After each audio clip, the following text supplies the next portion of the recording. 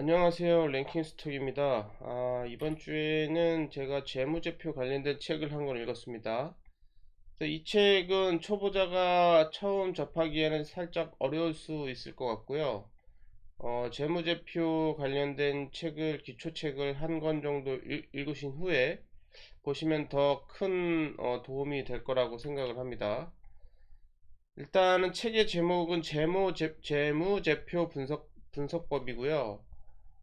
일단은 제가 만든 제목은 재무제표 숫자의 비밀들이라고 했고, 부제목으로 이익은 조작될 수 있다 뭐 이렇게 했습니다.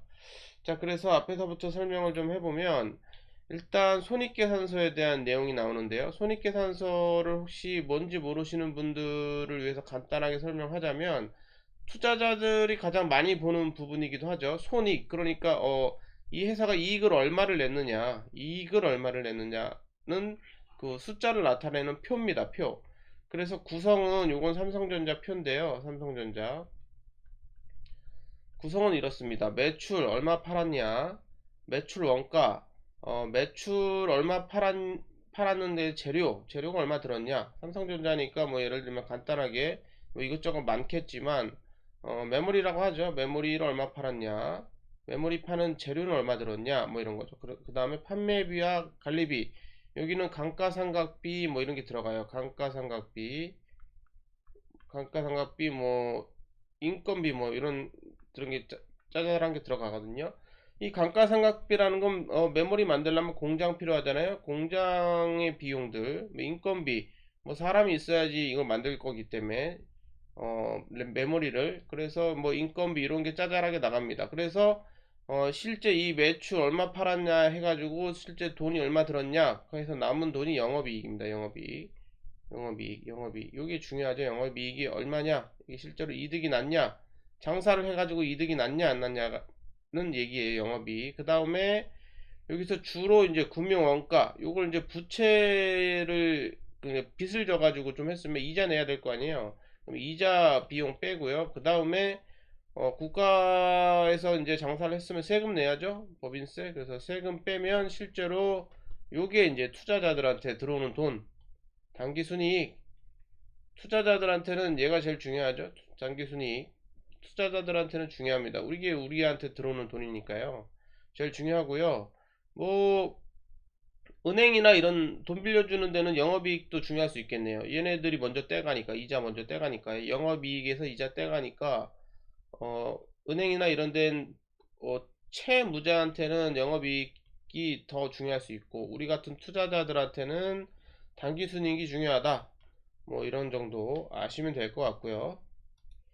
자, 그런데 이게 이제 기초책이 아니다 보니까 이런 얘기들이 또 나옵니다. 그래서 매출액 간건은 인식이다 이런 얘기가 나오는데요. 이게 무슨 말이냐면 발생주의라는 게 있어요. 발생주의. 그래서 이 매출액이 그 앞에 보면 예를 들면 이런 거죠. 앞에 보면 매출이 전 분기에 이제 뭐 만 원이에요. 만 원이고 이번 분기에는 12,000원이고, 이렇게 해서 매출액서부터 짠짠짠 해가지고 재료비 빼고 이자 빼고 세금 빼고 재료비, 이자, 세금 뭐 이런 거 빼가지고 순이익이 딱 나오죠. 순이익 이런 게 나오는데요.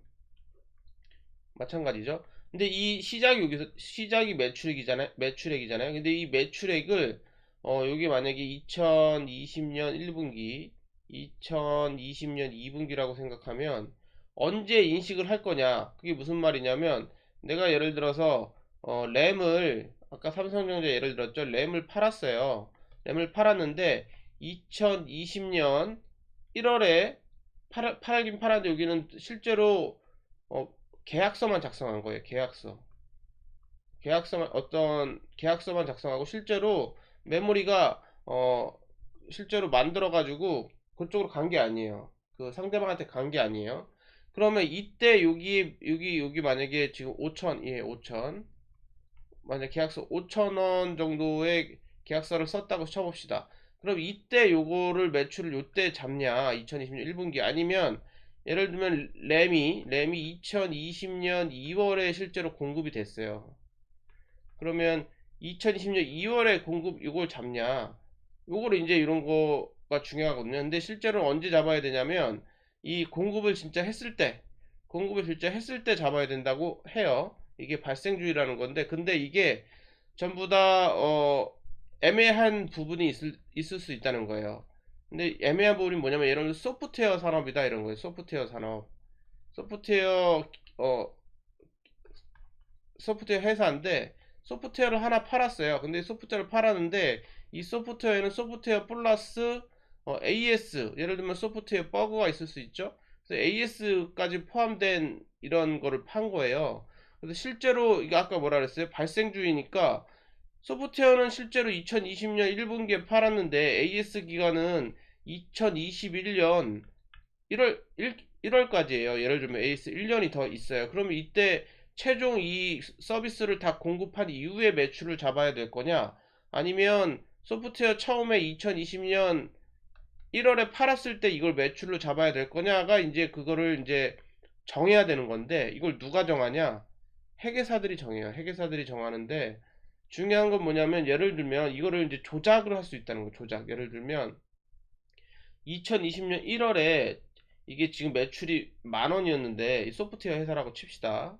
소프트웨어 회사라고 칩시다. 이 매출이 10,000원이었는데, 이게 재료가 재료비가 뭐 이것저것 있다고 칩시다. 이것저것 해가지고 뭐 재료비 뭐 5천, 뭐 이자 4천,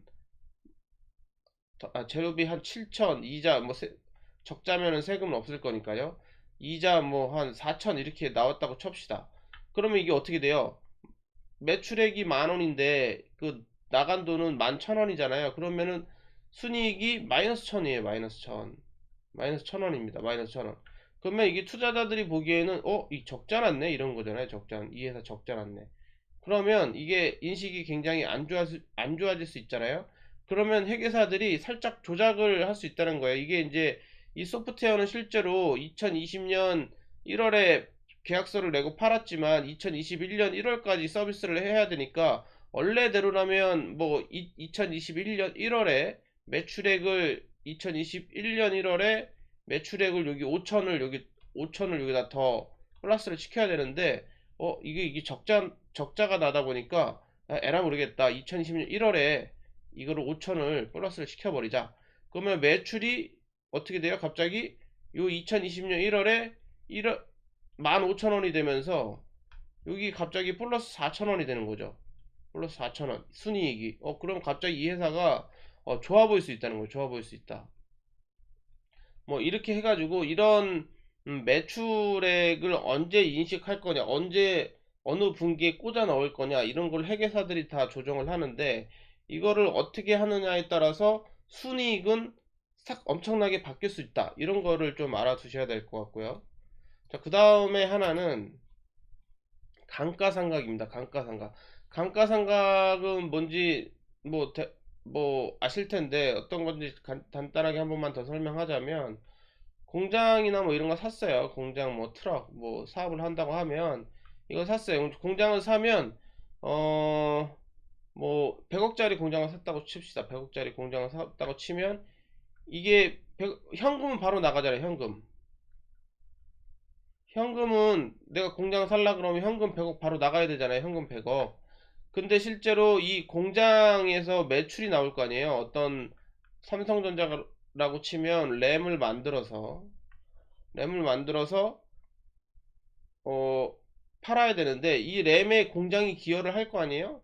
근데 어떤 분기에 2020년 1월에 100억을 공장을 지었어요. 그럼 이때 이 비용을 다 100억을 때려 넣느냐? 이게 아니고요. 수익 비용 대응의 원칙이란 게 있어요. 수익 비용 대응의 원칙. 무슨 소리냐면, 매출이 발생한 거에다가 실제 매출이 발생한 거에 비용을 이제 같이 이렇게 적절하게 이제 배분을 해야 된다는 거거든요.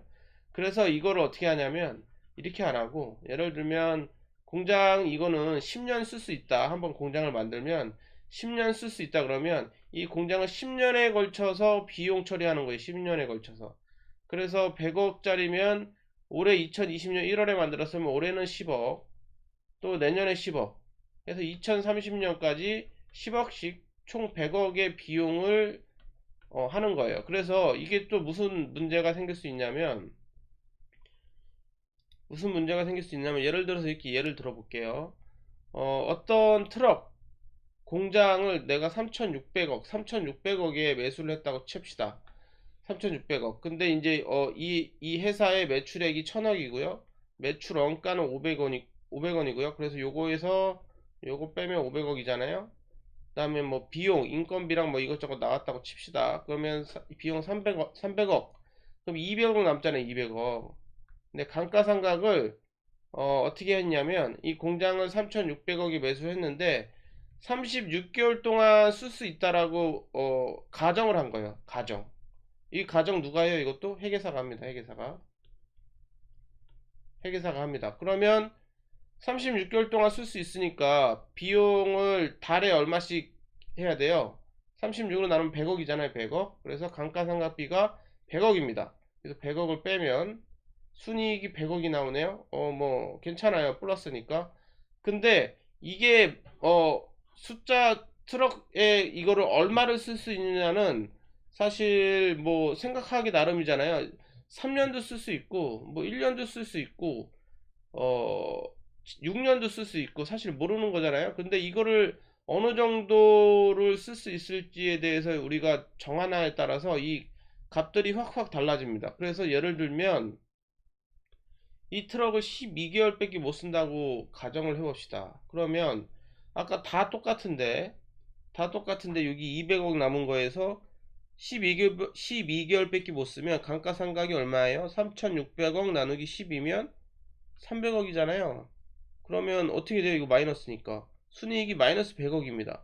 똑같은 매출 원가, 이걸 가지고, 내가 감가상각비를 어느 정도로 조절하냐에 따라서 순이익이 100억이 됐다가 마이너스 100억이 됐어요.